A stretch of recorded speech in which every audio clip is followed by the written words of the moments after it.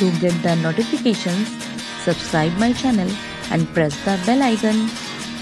Goodbye. Hello dear student, this is Salma Aftab and hope you all are doing well. In the last video we have covered the electrolysis, introduction of the electrolysis, metallic conductor, electrolytic conductor and the difference between the electrolyte and non-electrolyte. ठीक है, यहाँ तक हम लोगों ने सारी चीजें complete कर ली थी, एक डेफिनेशन ले लिया था, सिलेबस कंप्लीट कर लिया था.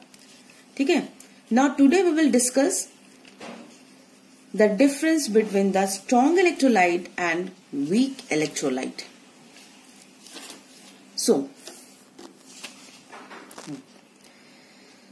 strong electrolyte.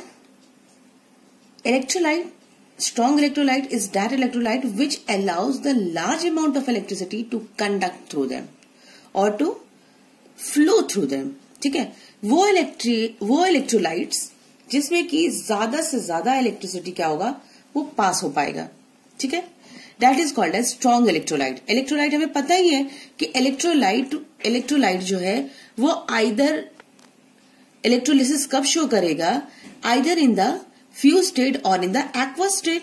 ठीक है, तो हमें यही समझना है कि strong electrolyte is that electrolyte which allows large amount of electricity to conduct through them. ठीक है, उसमें बहुत सारी इलेक्ट्रिसिटी उसमें से पास होगी, that is called as strong electrolyte. और वीक इलेक्ट्रोलाइट बस समझ में आ रहा है उसके नाम से कि weak electrolyte is that electrolyte which allows only small amount of electricity. ठीक है, जो अपने से वो पास कराने में सिर्फ थोड़ी सी अमाउंट ऑफ इलेक्ट्रिसिटी वो पास करने की हेल्प कर रहा है, that is called as weak electrolyte. ठीक है, सो इन स्ट्रॉन्ग इलेक्ट्रोलाइट में क्या होगा कि अगर ज्यादा से ज्यादा इलेक्ट्रिसिटी पास हो रही है, तो इफ वी अगर हमारे पास बल्ब है, अगर उसमें से इलेक्ट्रिसिटी पास कराएंगे, स्ट्रॉन्ग इलेक्ट्रोलाइट से अगर इलेक्ट्रिसिटी पास होकर आ रही है, then the bulb glows brightly. ये इंपॉर्टेंट पॉइंट है इसको समझने के लिए. Bulb glows brightly. Clear?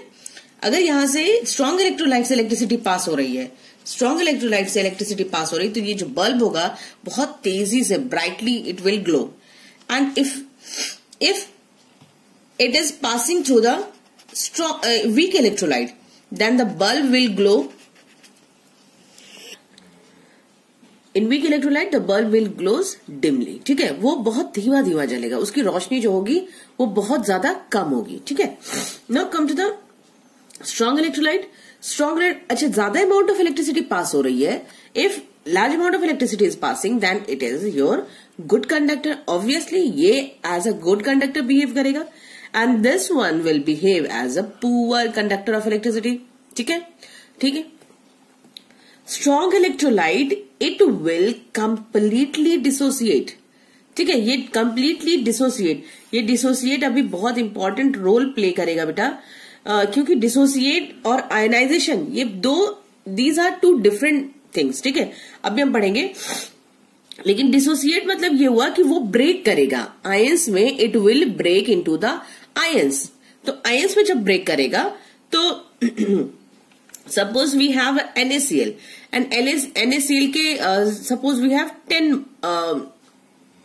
10 molecules है. ठीक है, NaCl, तो NaCl के अगर 10 मॉलिक्यूल्स है, तो अगर ये डिसोसिएट करेगा तो completely NaCl we have NaCl 10 molecule of NaCl. ठीक है, 10 mole of NaCl. ठीक है, अगर ये है तो वो 10 Na में कन्वर्ट होगा, ब्रेक करेगा, और 10 Cl माइनस में ब्रेक करेगा. ठीक है, ये जान के रखो. अब ये मत समझना कि मैम ये तो 10 Na प्लस और 10 Cl माइनस दोनों मिलके वो बन जाएगा 20 NaCl. नहीं, Na प्लस और Cl माइनस दोनों मिलकर एक NaCl बनेगा, 1 NaCl. ठीक है, तो कंप्लीटली डिसोसिएशन का मतलब यही हुआ कि अगर ये if we have 10 mole of NaCl, then it will completely dissociate. ऐसा नहीं कि 5 डिसोसिएट कर पाया और 5 remain as it is NaCl के फॉर्म में रह गया, ठीक है। तो कंप्लीटली डिसोसिएट करेगा वो 10 Na में और 10 Cl माइनस में ये कन्वर्ट कर जाएगा, ठीक है। तो इसको कहते हैं हम लोग कंप्लीटली डिसोसिएशन। सेकेंड, अब यहां पे part it will dissociate week electrolyte, dissociate partially. ये पार्शियली डिसोसिएट करता है, मतलब कंप्लीटली डिसोसिएट नहीं करेगा। कुछ मॉलिक्यूल्स एज इट इज रह जाएंगे। सपोज वी हैव एग्जांपल ले लो Na2CO3 का। Na2CO3 ये कार्बोनेट है हम लोगों का, सोडियम कार्बोनेट। तो ये अगर इसके मेरे पास 10 है, ठीक है, 10 है 10 मोल ऑफ Na2CO3। तो सपोज हम लोग के Na प्लस और CO3 2 माइनस में ये डिसोसिएट होगा, ठीक है। Na प्लस और CO3 2 माइनस ये चार्ज इसके होंगे, तो ये इसमें डिसोसिएट करेगा। और इसमें डिसोसिएट करने में ये क्या डिसोसिएट करेगा, 5 इसमें डिसोसिएट किया और 5 इसमें डिसोसिएट किया, और 5 जो है टोटल 5 ही डिसोसिएट किया। Na प्लस और CO3 कार्बोनेट में, Na प्लस और कार्बोनेट में डिसोसिएट किया, और 5 जो है 5 रिमेन Na2CO3 के फॉर्म में रह जाएगा। वो 5 टूट नहीं पाएगा, ठीक है। 5 Na2CO3 अपने ओरिजिनल फॉर्म में रहेगा और 5 क्या हो जाएगा, वो आयंस में कन्वर्ट हो जाएंगे। यही मतलब है पार्शियली डिसोसिएशन का, ठीक है। कंप्लीटली डिसोसिएशन जहां पे कंप्लीटली अपने आयंस में ब्रेक कर जाएंगे। बट यहां पे क्या हो जाएगा, ये 5 Na प्लस और 5 अपने आयंस में जो कन्वर्ट होंगे वो कंप्लीटली डिसोसिएट नहीं हो पाए। मतलब 10 था और 5 में ये कन्वर्ट हुआ, 5 उनके पास रह गया अभी भी, ठीक है ना। यहां पे क्या है, स्ट्रॉन्ग इलेक्ट्रोलाइट में आयंस की फॉर्मेशन हो रही है, ठीक है। आयंस की फॉर्मेशन हो रही है यहाँ पे, ठीक है। ये पूरा आयंस, सिर्फ और सिर्फ आयंस है। यहां पे क्या है, वी हैव अ मॉलिक्यूल्स है। देखो ये आयंस, ये क्या है, कार्बन भी है, ऑक्सीजन भी है, ये कार्बोनेट के फॉर्म में मॉलिक्यूल्स, ठीक है। दैट्स वाई आयंस के फॉर्म में they are easily movable, they can easily move. ये फ्री इलेक्ट्रॉन्स इन्हीं को कहेंगे या मोबाइल इलेक्ट्रॉन्स कहेंगे, ठीक है। और due to the formation of molecules they are unable to move, इतनी आसानी से मूव नहीं करा पाते और इस वजह से वो वीक इलेक्ट्रोलाइट हो गया। और ये जितनी फास्ट वो मूव करेगा, जितना फास्ट मूव करेगा, it will show the conductivity, ठीक है, कंडक्टिविटी शो करेगा। एंड एग्जाम्पल हम लोग का ये जो अब तक अभी इलेक्ट्रोलाइट पे पढ़ के आ रहा है, NaCl हो गया, ठीक है। जितने भी आयनिक कंपाउंड्स है, ठीक है, याद रखो ये इलेक्ट्रोवैलेंट और आयनिक कंपाउंड, इलेक्ट्रोवैलेंट और आयनिक कंपाउंड, यही सारे एग्जांपल्स होंगे हम लोगों के इसमें, ठीक है। इलेक्ट्रोवैलेंट और आयनिक कंपाउंड देखो, NaCl है, Na प्लस Cl माइनस में टूटेगा, H प्लस Cl माइनस में, Na plus OH minus, K plus OH minus. तो ये क्या है, दे ऑल आर आयनिक और इलेक्ट्रोवैलेंट कंपाउंड। और ये क्या है, सोडियम कार्बोनेट और बाइकार्बोनेट। यहां ज्यादातर एग्जाम्पल जो होगा यूजुअली बाइकार्बोनेट, ठीक है। Bicarbonate act as a weak electrolyte. ये वीक इलेक्ट्रोलाइट की बात कर रहा है, ठीक है, वीक इलेक्ट्रोलाइट की बात कर रहा है, ना कि ये सोचने लगा कोवैलेंट हम लोग का क्या था, टोटली नॉन इलेक्ट्रोलाइट था, ठीक है। But they are weak electrolyte, dissociate तो होंगे बट पूरी तरीके से ये लोग डिसोसिएट नहीं होंगे। क्लियर, इसकी पूरी अच्छे से स्क्रीनशॉट ले लो, इसकी नोट्स कंप्लीट करो, ठीक है। Now come to the next point. हाँ, नेक्स्ट अब में आ जाओ, दैट इज योर इलेक्ट्रोड। ये सारी चीजें, इलेक्ट्रोड हो गया, इलेक्ट्रोलाइट हो गया, स्ट्रॉन्ग इलेक्ट्रोलाइट, वीक इलेक्ट्रोलाइट, ठीक है, कंडक्टर, ये सारी चीजें हम लोग के किस में काम आने वाली है। अभी जब हम कैरेक्टरिस्टिक्स ऑफ इलेक्ट्रोलिसिस और मैकेनिज्म जब पढ़ेंगे तब काम आने। तो पहले अभी हमें टर्म्स अच्छे से याद करना है, समझना है, ठीक है। तो इलेक्ट्रोड, एंड अब ये इलेक्ट्रोड क्या है, ठीक है। इलेक्ट्रोड है एक्चुअली में जो हम लोग के इलेक्ट्रोलिसिस में यूज होने वाला है। Electrode is your metal plates, ठीक है, it is a metal plates और वायर्स। मेटल प्लेट्स के भी फॉर्म में हो सकता है, वायर्स के भी फॉर्म में हो सकता है, रॉड्स के फॉर्म में भी हो सकता है. It is a metal plates और वायर्स और rods through which electricity enters and leaves the electrolyte are called electrode.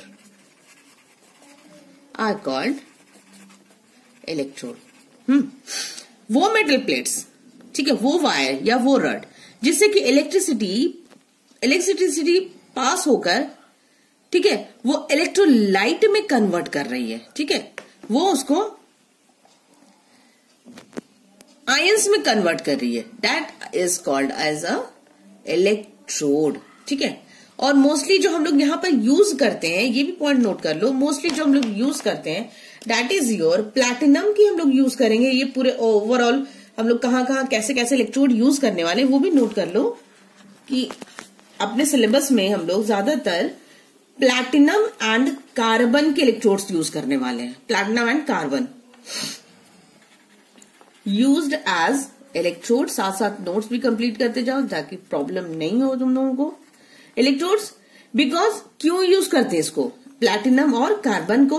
Because they are non reactive. ठीक है, वो क्या है, ये दोनों क्या है, नॉन रिएक्टिव. इसलिए वजह से इनको यूज किया जाता है, नॉन रिएक्टिव. और इसी वजह से इनको कभी कभी हम लोग कहते हैं, इन दोनों को, प्लैटिनम और कार्बन को हम लोग कहते हैं इनर्ट इलेक्ट्रोड, क्योंकि वो किसी से रिएक्ट नहीं करते हैं. Also called as inert electrode. और एक और नाम है इनका नॉन अटैकेबल इलेक्ट्रोड. हो सकता है एग्जाम में वन वर्ड में पूछ ले, name one non attackable electrode या inert electrode, whom we call the inert electrode, non-attackable electrode. ठीक है, अब जरा आ जाओ अपने इलेक्ट्रोड्स में.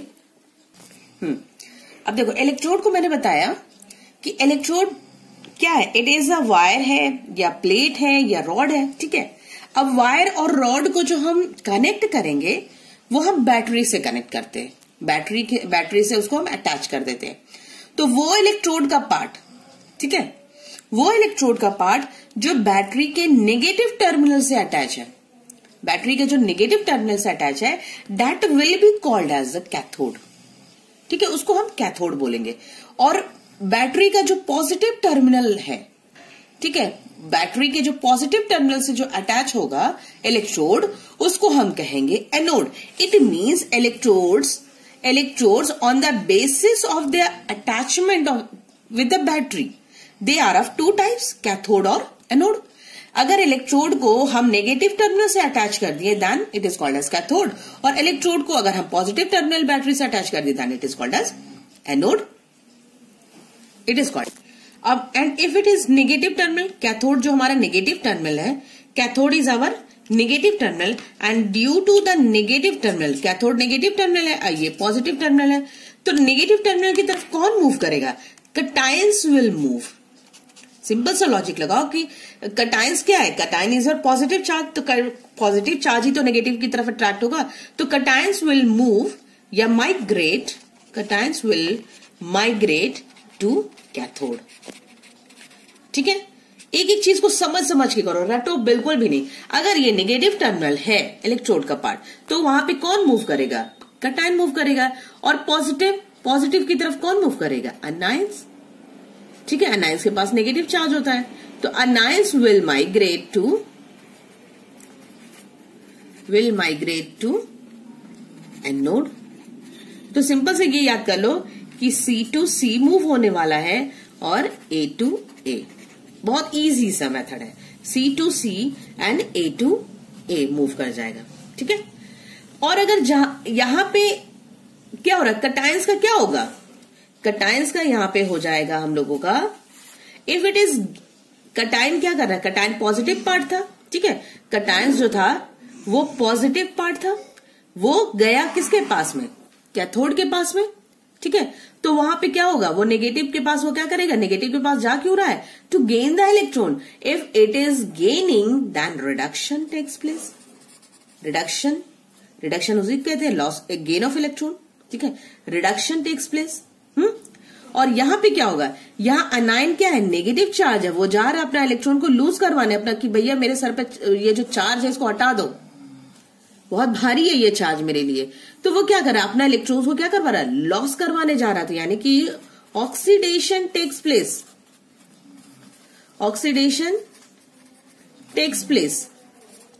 ठीक है, यानी कि यहां पे रिडक्शन यानी कि गेन ऑफ इलेक्ट्रॉन हो रहा है, गेन ऑफ इलेक्ट्रॉन. ठीक है, ऑक्सीडेशन हो रहा है यानी कि लॉस ऑफ इलेक्ट्रॉन. सिंपल. ठीक है, अब तो इतनी पॉइंट्स क्लियर हो गई.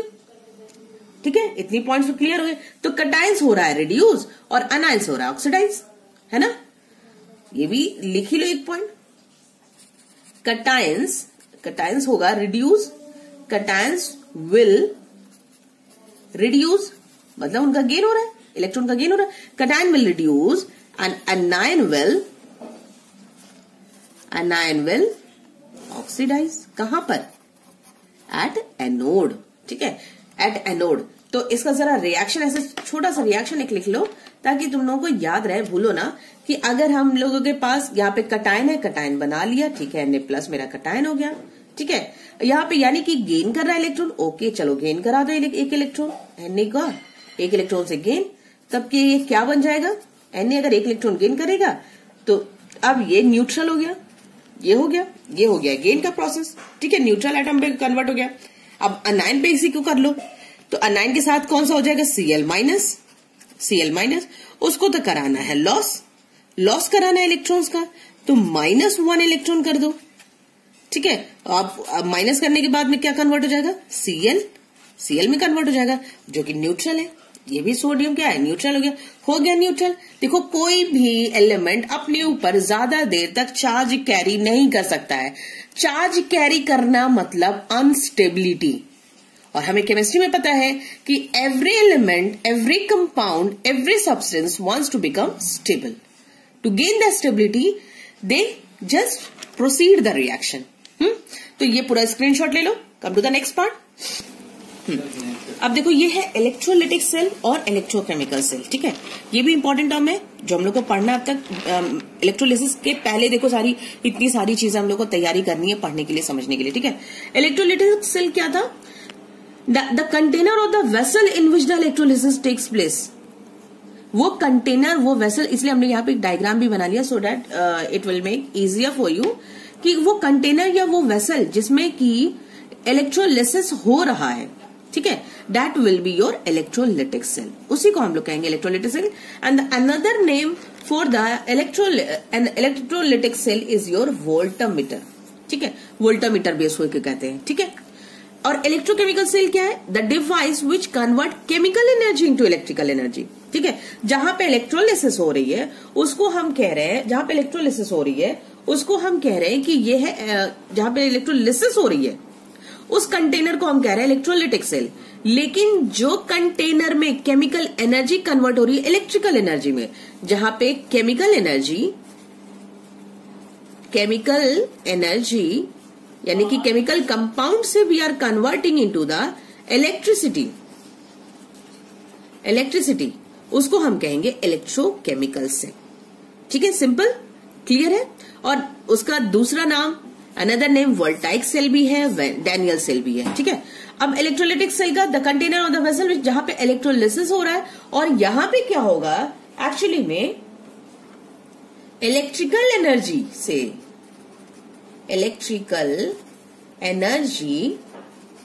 is converting into the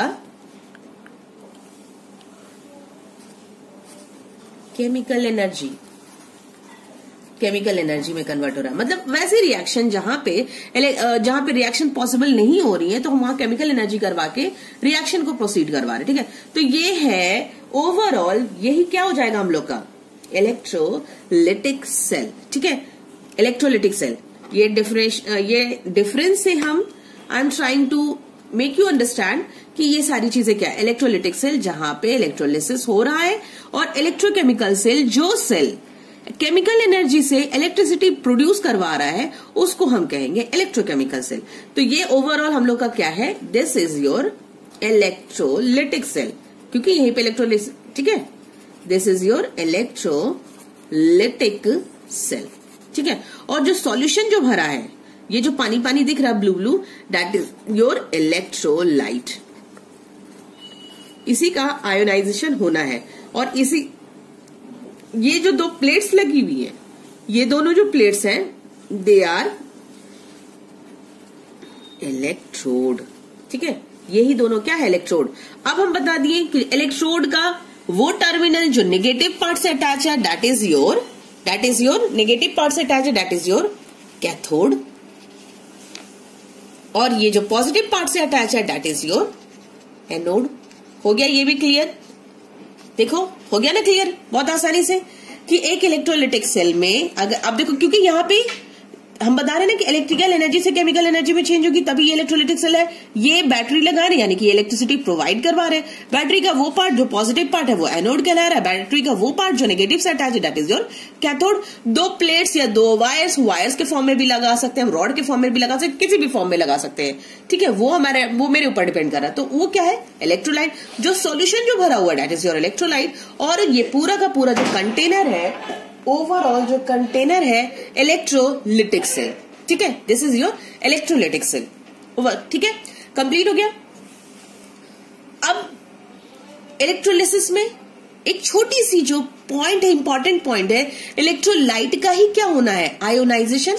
electrolyte ही हम लोग का है NaCl, ठीक है। इलेक्ट्रोलाइट सपोज हम इसको डाल लिए, अब ये कन्वर्ट होगा, इसी का आयोनाइजेशन, ये कन्वर्ट होगा Na+ और Cl- में कन्वर्ट होगा। It will convert to Na+ and Cl- में कन्वर्ट होगा, ठीक है। तो इसी में जो पॉजिटिव पार्ट है, ये हम लोग का क्या हो गया, this one is your cation and this is your anion, ठीक है।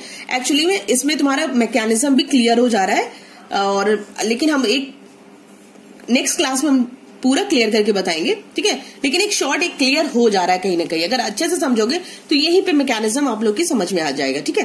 तो कटायन जो यहाँ पे बन रहा है, ये ब्रेक कर रहा है आयोनाइजेशन के थ्रू, तो कटायन किधर मूव करेगा जरा देखो, क्योंकि ये पार्ट तो हम लोग का पॉजिटिव पार्ट है, ठीक है। हम पहले ही यहाँ पे मार्क कर दिए हैं कि ये पार्ट है, ठीक है। तो अगर इस इलेक्ट्रोलाइट से Na+ और Cl- निकल रहा है, Na+ और Cl-, ठीक है, Na+ Cl-, तो Na+ किधर की तरफ मूव करेगा, ऑब्वियसली नेगेटिव पार्ट की तरफ मूव करेगा।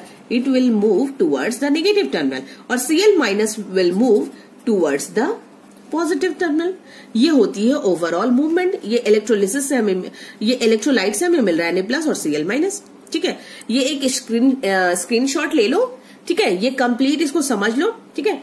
और नेक्स्ट क्लास में, in the next class we will discuss the theory or the mechanism of the electrolysis and the characteristics of the electrolysis, ठीक है। तो till then revise your lesson, take care, stay safe, stay home, goodbye.